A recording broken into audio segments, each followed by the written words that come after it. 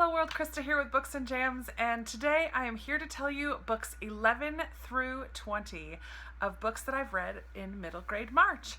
And all of these are middle grade books, and I'm still on target for reading a book a day this month, which is incredible to me. I'm actually, if I finish a book today, which is the 20th, happy first day of spring everybody. If I finish a book today, I will actually be 2 ahead, which is unbelievable. So let me just jump right in because there are 10 books to tell you about, and I read some wonderful books in the last 10 days. The first of those is Kate DiCamillo's The Magician's Elephant. In 2017, I read The Miraculous Journey of Edward Tulane by Kate DiCamillo and absolutely loved it. She's also famous for Because of Winn-Dixie and The Tale of Despereaux. So she is a name that you may have heard of before, but this is a book that I have not read by her. It is magical and whimsical, and it's about this magician who he thinks he's giving a woman a dozen roses, but accidentally brings an elephant landing on her lap. It's also about this orphan boy who lives with a guardian who knew his parents. The guardian is very clearly dealing with PTSD from a war that he was in with his father and isn't very kind and loving and warm towards this little boy, but this little boy has so much spirit and heart, and one day travels to the market to get their meager meal, instead decides to use his coin that he's been given to see a fortune teller who tells him that he has a sister who is still alive and to follow the elephant. So all of these stories intertwined in a magical and brilliant way, and it's just a lovely story. There's one line that I wanted to read that I just love. Where did it go? What are we to make of a world where stars shine bright in the midst of so much darkness and gloom? So it's just a lovely little magical story of belief and hope and a found family as well. So I really enjoyed reading this one this month. After that, I finished The War That Saved My Life by Kimberly Brubaker Bradley, and this was such a good book, which is why it was a Newbery Honor book. And this is about a little girl who was born with a club foot, and her brother live with her horrible mother in London during World War II. At that time, a lot of families decided to send their children outside of the city to protect them and save them during the war. So the mom decides she's going to send her son. But the mom keeps Ada locked up inside, never letting her go outside. She treats her horribly, abusively. And Ada is determined that she's going to escape with her brother Jamie. So she teaches herself how to walk on her club feet, which is incredibly painful for her. But she does escape with her brother, and they leave on a train with other children and go live with this woman named Susan out in the countryside. Susan has a lot of grief and things that she's dealing with, but it's about how both Ada and Susan learn to trust and love again. It is just so wonderful. I really loved this book. The third book that I want to tell you about today is such a fun read, and that is Nevermoor by Jessica Townsend. That's The Trials of Morrigan Crow. In this book, we meet Morrigan Crow, who is believed to be cursed, and she is blamed for every horrible or somewhat awful thing that goes on around her, from the weather to political things to people falling and getting hurt. They all blame it on Morrigan because they believe that she is cursed. Part of this curse means that she will be dying on her 11th birthday. But on the eve of her birthday, she meets Jupiter North, who comes and whisks her away to a land called Nevermoor. Nevermoor is so magical and fun. The characters in this world, there's a huge talking cat, other creatures, and just very quirky characters, which are so much fun. She is brought there to take place in these trials to become a part of the Wondrous Society, which is part of the elite society in Nevermoor. Jupiter North believes that Morgan is able and capable to do it, where Morgan believes that she's cursed and doesn't have much faith in herself. It's a very fun and whimsical tale that will just be such a fun read and a fun ride for you. So I would recommend this one very, very much. Next, I read a very short World War II historical fiction again, and that is Number the Stars. This is a Newbery Medal winner by Lois Lowry. In this book, we follow Anne-Marie, a little girl who lives in Denmark. We just see the effects that the war in Denmark has on this 10-year-old little girl and how she decides right and wrong and protects those around her, has to flee and help others to flee. and kind of in her own way become a part of the resistance of what's going on. It's a beautiful little story, and I'm so glad that I finally read it. This one's been on my shelves for quite a long time. The fifth book, I guess would be the 15th book, is one that I heard about from Katie at Life Between Words, and that is Inside Out and Back Again, and this is by Tanha Lee. And this is also a Newbery Honor book. This book was written in verse. It's about this young girl, Ha, who is from Vietnam, and she and her family have to flee following the Vietnamese War. So it talks about her coming to America and what life is like to be a refugee during that time, and all of the fear and the outrage and everything that was going on, but also what it was like to go to school and to be thought to be stupid, even though it was just the language that was a barrier, to deal with other children and neighbors looking down on them, and just all of the struggles of being a refugee. I was captured really quickly by her story and the emotions that she brought out in this poetry. While it's not a memoir like Brown Girl Dreaming, Tanha, the author, was born in Vietnam and did come to live in Alabama, which is the story that we read about this little girl in this book. I really, really loved this. It was very eye-opening and emotional. The next book I'm going to talk about is a National Book Award winner, and that is The Penderwicks by Jean Birdsall. This was a very sweet story of this family who goes on vacation, and they think they're going to go to a cottage, and they end up in a garden cottage, in a sense, of this large estate. And this family has 4 sisters, each who are very spunky in their own right and very loving towards each other. I loved their family dynamic. And they meet the teenage gardener, they meet the little boy who lives in the big house, the main house, and they just have fun traipsing around the gardens for a summer and getting into lots of trouble. It just was a fun, easy, sweet tale. I feel like because I've been reading so many wonderful books, this, although it was very sweet and very lovely, doesn't stand out amongst the other ones that I've been reading. It doesn't have a lot of deeper themes in it, but it was still a very enjoyable and lovely read. The next book I finished is called Snow and Rose by Emily Winfield Martin. This is a pretty current book. It just was recently released. It has a very fairy tale-like feel to it. I believe there might be a story about Snow White and Rose Red, a fairy tale of them together. I'm not positive about that though. But this is a story about these 2 sisters whose father has gone missing. Along with their mother, they move into the woods because they can no longer afford to live in their home. And these 2 girls kind of traipse around the woods. There are some magical elements to this. They find a family that kind of lives underground because they're in hiding. There's some kind of evil in the woods that these girls come across and eventually have to fight. This book had some mixed reviews from people that I know, but I really did enjoy the story. It wasn't as fast-paced maybe as some others, but it's a gorgeous book. The author is also the illustrator and did some watercolor paintings throughout, and they're simply beautiful. I'm not sure if I gave this 4 or 5 stars. I think I gave it 4 stars, but it's one that I would really love to own someday because it's just beautiful.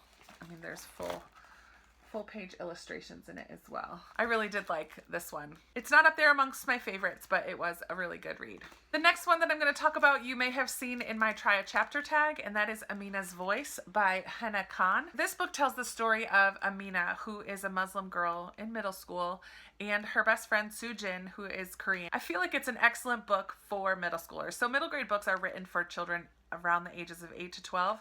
And I feel like this is very clearly written for kids of that age. Where some of these books that I've read transcend and can be enjoyed a lot by adults, I feel like its purpose is for middle school girls who may be Muslim or maybe Korean or maybe any other nationality that has trouble making friends and fitting in and feels shy. I feel like little girls can find themselves in these characters, but I didn't particularly connect with any of these characters. I thought it was a great story. It deals with some hatred towards Muslims. The mosque is vandalized, but then it talks about the town and Amina and friends coming together as a community to speak up for what's right. I thought it was a great story. It's not one that I would necessarily recommend to other adults. It's definitely one that I would recommend to kids to read though. The other book that I did complete from my Try a Chapter tag is Serafina and the Black Cloak. And I think this is the one that I said I was the most interested from that.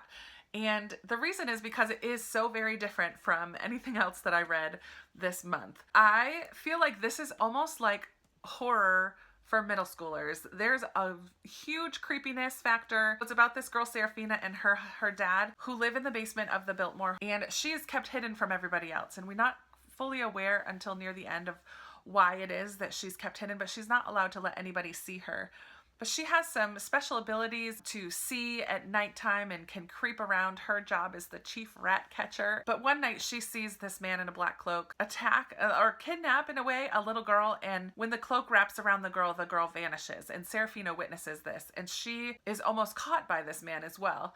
And then throughout the next few nights, other children in the estate are also vanishing. So Serafina decides she's going to fight against this man.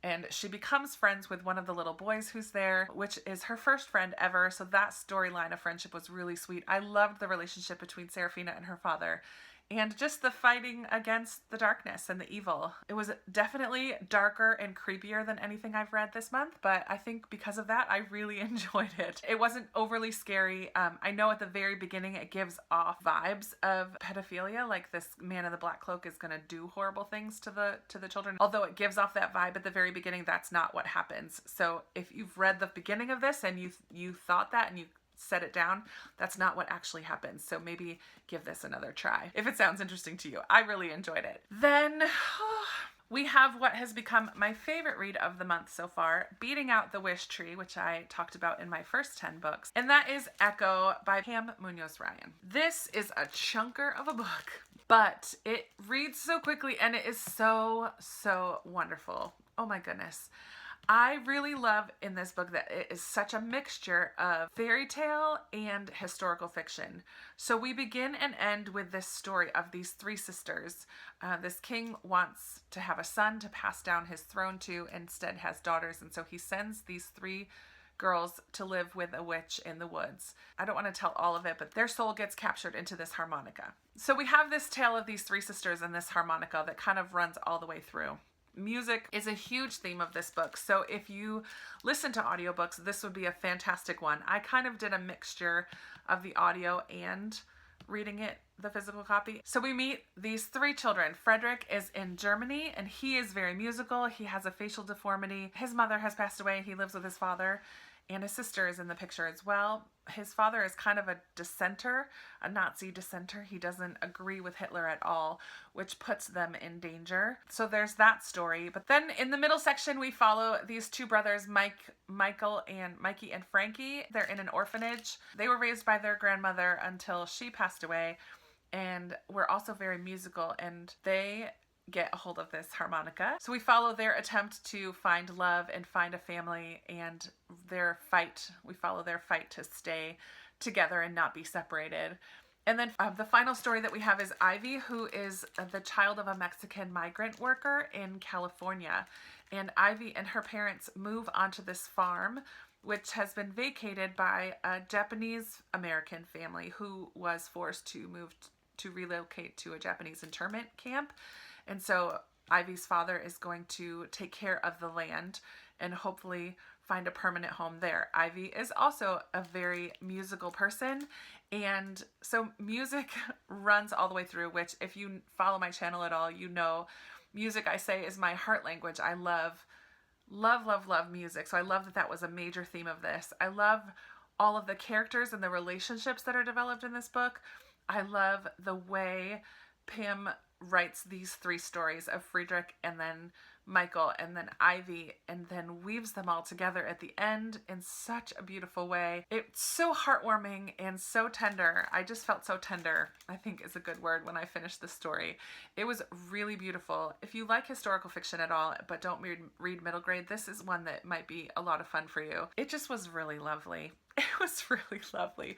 I actually haven't done it yet. I finished reading this in print, and I do want to go back. I want to listen to the last little bit on audiobook because of all the music that is near the end as well. I love that on the audio, any songs that are talked about in here, you can hear, they play them. So that was really just amazing. It was so good, so good. I would strongly recommend reading this book. I just absolutely loved it. Those are the 10 that I've most recently finished, and I'm starting to get nervous because there are so many that I still want to read, and I'm getting close to the end of the month. Here are the books that I'm actually in the middle of, and I don't have one with me. I'm I'm still working my way through Jane Steele. Because I'm 2 books ahead, come this weekend, I think I'm going to spend some time and just finish up Jane Steele really quickly. I continued on with Orphan Island today, and this is going to be a lot of fun about 9 orphans that are on this island, and we don't know why. I would like to learn more about them.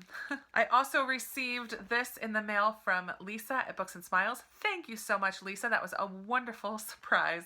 Lisa talked about this in Katie and my live show on Instagram last Wednesday, and she said it was just a really good middle grade that she's recently read, and so I said it sounded good and I was going to add it to my Goodreads, and she said she'd send it to me. So I did start this one about a little girl who loses her mother. And I also started Howl's Moving Castle. This one was on my TBR at the beginning of the month, and this is another fantasy. This is going to be for my book to movie adaptation, and I just got a notice in the mail today that the movie came in at the library. I had put it on hold, so I need to get going on this one so that I can watch the movie as well. After finishing Echo, I did pick up another audiobook, and that is Brown Girl Dreaming by Jacqueline Woodson. This is another book that's written in verse. This is a memoir though, it's nonfiction, and Jacqueline Woodson reads it herself. So this is going to be a really good one. I've heard so many positive things about it, and I'm really looking forward to finishing it. So there you have it. That is my current March update. I am so excited about everything that I've read this month. So many middle grade books.